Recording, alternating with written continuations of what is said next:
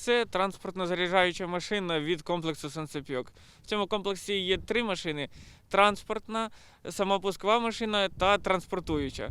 В нас тільки в наявності тут ТЗМ-ка, та що заряджаюча, де інші 2 машини з цього комплексу, я не знаю. Так як колона 7 березня просувалася і в напрямку населеного пункту, і в кінці колони заключаючою була саме ця машина. Так як я з екіпажем був майже в тилу цієї колони, ми заїхали в тил та знищувати намагалися колону вже з тилу. Тому вона тут залишилася, екіпаж покинув своє місце і всі розбіглися.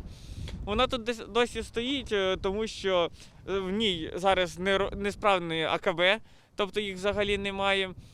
Та і в нас нема потреби її поки забирати. А так, як буде час, як вже переможемо, тоді можемо забрати і поставити собі на озброєння.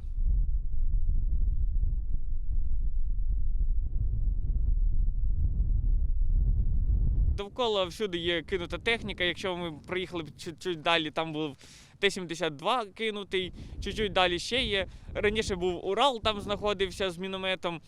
Тобто тут дуже багато техніки вони залишили, яка вже тепер слугує нам на озброєнні.